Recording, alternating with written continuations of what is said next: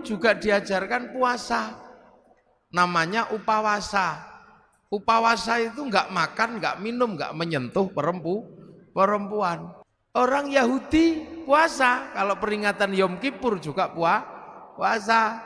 Orang Nasrani kalau Jumat Agung sebelum Paskah juga diajarkan puasa. Jadi puasa ini adalah milik semua agama, cuman caranya berbeda. Jadi makanya kalau kemudian halal bihalal ini mempertemukan seluruh umat beragama yang berbeda, pasti nyambung karena urusannya dengan puasa.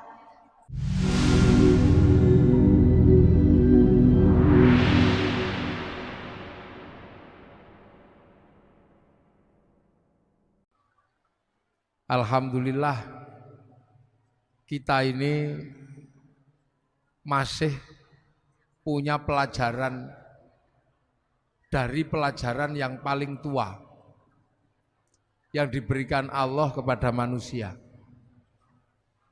Jadi bulan puasa ini adalah pelajaran lama yang selalu diajarkan kepada manusia.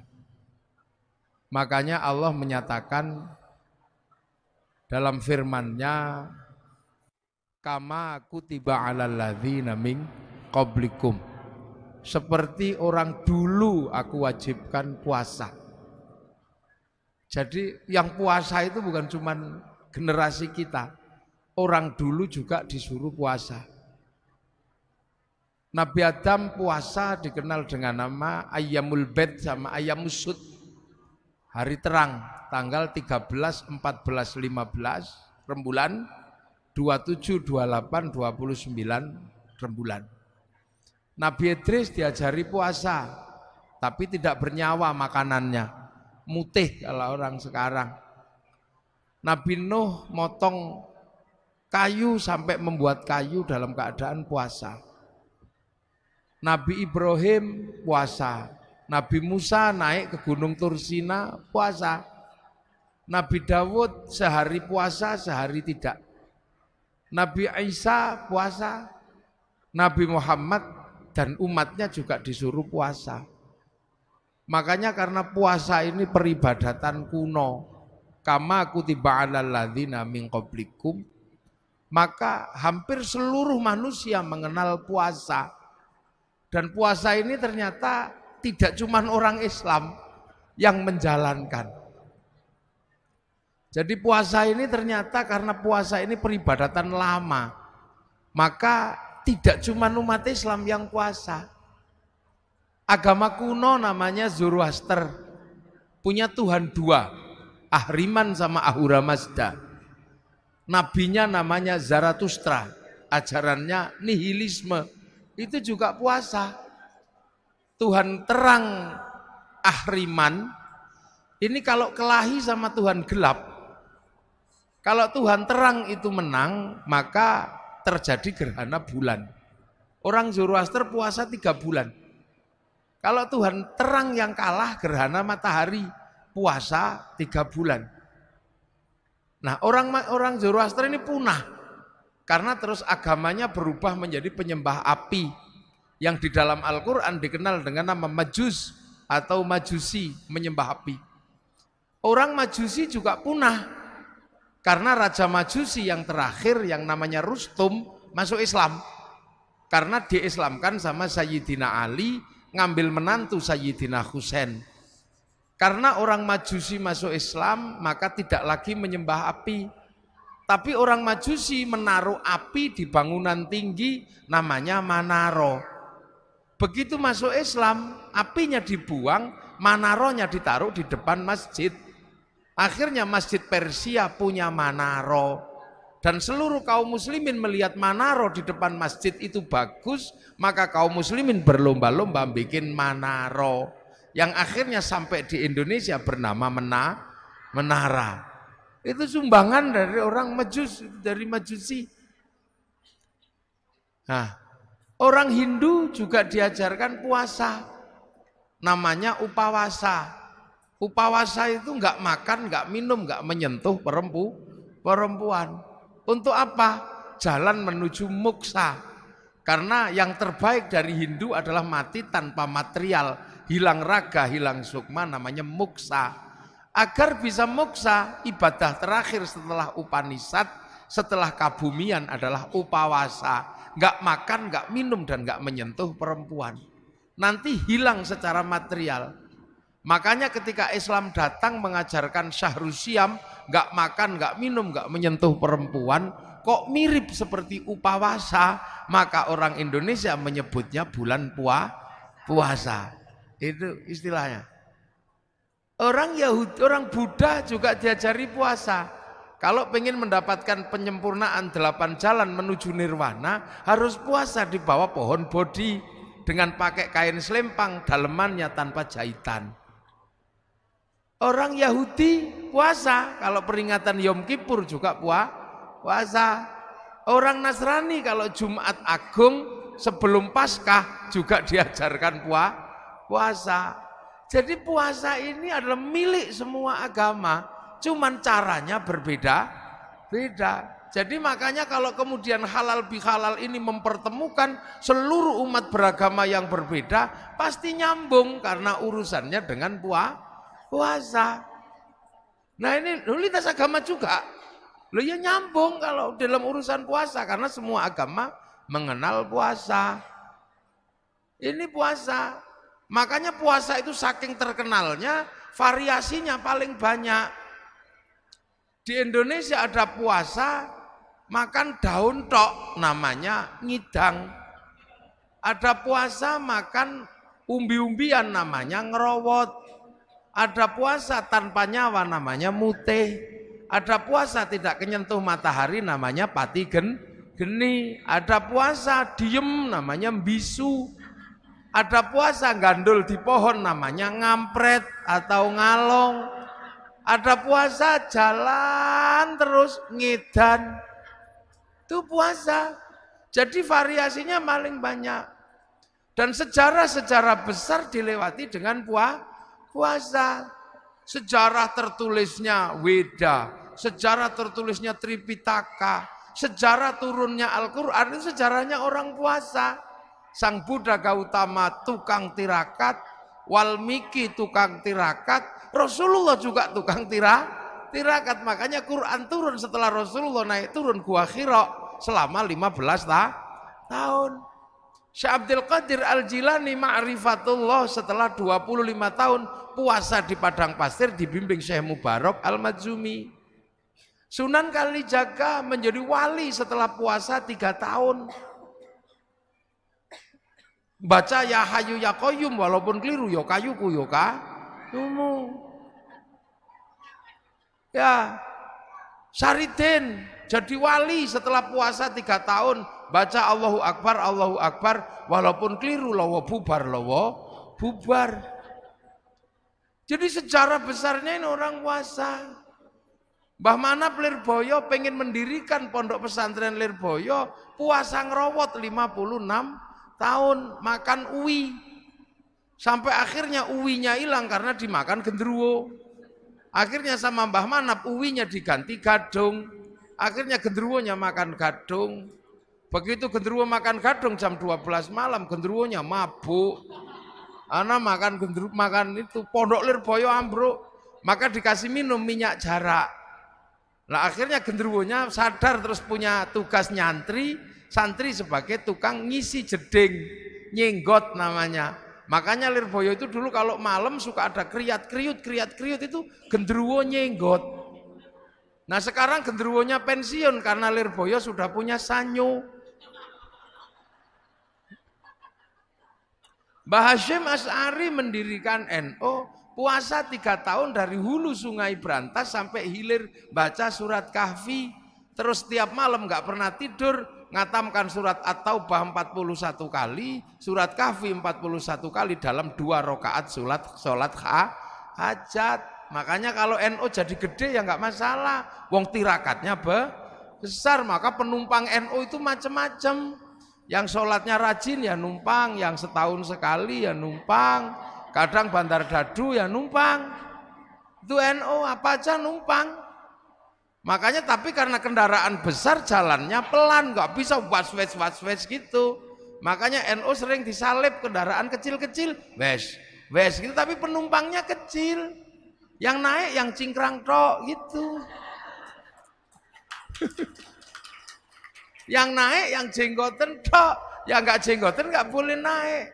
Tapi karena larinya cepet, was sering nabrak, dikit-dikit tabrakan bruk, nabrak sapi, bruk, nabrak apa gitu. Lah NU biasa. Ya, Ki Gede Pemanahan ketika pengen membangun alas Mentao, disuruh puasa 20 tahun sama Sunan Kalijaga. Akhirnya puasa di Bang Lampir Gunung Kidul, pantat bekas puasanya sampai batunya dekok. Punya anak Danang Sutawijaya mbubak alas Mentao, mendirikan Mataram 1758 dipecah oleh Belanda jadi Jogja sama Solo jadi Giyanti. Akhirnya Jogja jadi Mangkubuanan Pakualaman, Solo Mangkunegaran Kasunanan. Ki Ageng Pengging pengen punya anak jadi raja, puasa 7 tahun, lahir Joko Tingkir. Gitu. Nah calon Raja Mataram nggak mau jadi raja, namanya Bagus Harun. Karena pengen melahirkan anak jadi raja tapi alim. Maka Bagus Harun keluar dari kerajaan, puasa di daerah Pagotan Ponorogo, belakang pabrik gula. Tirakan di samping sumur. Sumur yang dipuasani naik airnya 7 meter pas 27 Ramadan. Oh aku entuk Lailatul Qadar. Karena sumur yang menghasilkan Lailatul Qadar, maka sumurnya disebut sumur Sewu Wulan. Orang sekarang menyebutnya Sewulan, maka kampungnya dikenal dengan kampung Sewulan. Raden Bagus Harun punya anak, ganasnya luar biasa, perempuan, fatayat. Enggak ada yang berani nikahi dia saking kerasnya, sampai dikenal dengan nama Nyi Ageng Alap.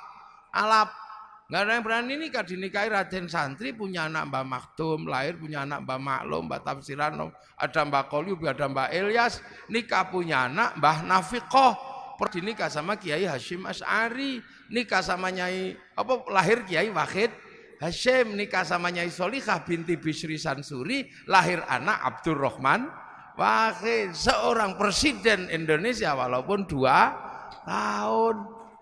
Nah ini tirakat semua mboknya itu dulu. Di Jogja ada orang nggak terlalu pinter namanya Sukirah, pengen punya anak jadi raja, padahal bukan keturunan raja. Tetangganya cuma bilang paling kamu nanti jadi rajanya ketoprak anakmu. Tapi nekat puasa Bu Sukirah 9 bulan, pengen punya anak jadi raja, ya Allah ya Allah. Keluar anaknya laki-laki jemblok keriting, dikasih nama Soeharto, jadi presiden 32 tahun. Loh itu makanya dulu orang itu kalau punya hajat besar, senjatanya puasa. Laki-laki mencintai perempuan paling cantik sak fatayat, kok ditolak? Puasa kalau laki-laki dulu, iya. Masuk masjid, baca ya Rahmanu ya Rahim, 7 hari 7 malam, I love you. Kalau nggak percaya dibalik, perempuan mencintai laki-laki paling ganteng, puasa, baca ya Rahmanu ya Rahim. Kalau nggak santri, cari pohon besar, bacanya Sunan Mata Kaji, hajiku jaran goyang tak goyang, ya I love you. Loh, itu puasa. Jadi puasa itu menghasilkan energi yang aneh. Orang pengen kuat, puasa, baca la haula wala quwata illa billah. Tapi juga bisa kuat, baca Sunan Mata Kaji, hajiku Bandung Bondo, puasa. Pengen kaya, puasa bisa, ya Fatahu ya Rozak, sholat duha. Kalau nggak mau ya Fatahu ya Rozak, puasa di Gunung Kawi, pulang ya kaya. Nggak puasa. Loh makanya puasa ini punya energi yang universal. Tidak perlu Islam, tidak perlu baik, seperti yang dinyatakan oleh Yai Said. Hikmah itu tidak pandang bulu. Dan puasa itu mampu melahirkan hikmah tersendiri. Dukun santet kalau puasanya kuat, santetnya juga teksek. Dia. Makanya ini puasa. Dulu nenek moyang kita hobinya puasa. Dan yang ngerti puasa bukan cuma manusia. Ayam juga ngerti puasa. Ayam itu kalau mau neteskan telurnya puasa 21 hari. Telurnya netes. Ulat kalau mau terbang jadi kupu-kupu puasa, jadi kepompong, nanti terbang jadi Kupu. Ular kalau mau ganti kulit puasa 41 hari. Mudah-mudahan puasa kita seperti puasa ulet. Habis puasa terbang jadi kupu. Jangan kayak puasanya ular. Habis keluar ular lagi. Habis ganti kulit ular lagi. Nenek moyang kita kuat-kuat dulu. Iya kuat-kuat. Bisanya cuman semelai Rahman Rahim. Tapi sakit gigi sembuh. Dukun bayi senjatanya cuman lo kuoto. Tapi tirakatnya kuat. Bus gitu keluar. Makanya nenek moyang kita nggak ada takutnya. Dan puasa ini bisa pakai apa saja. Santet pakai puasa ya kuat. Bahkan cari nomor pun pakai puasa juga tembus. Ini puasa. SDSB. Makanya nenek moyang kita ketemu singa. Oh gitu singanya. Kita cuman kalau ke singanya pergi. Sakit gigi sembuh. Begitu sekarang orang takut puasa, bismillahirrahmanirrahim, basin tok. Lah ya makanya dulu orang enggak pernah takut apapun. Bambu runcing sama tentara enggak takut. Sekarang jangankan sama tentara Belanda, jangankan sama singa, orang sekarang sama melinjo takut. Monggo melinjo dan kenapa? Asam urat.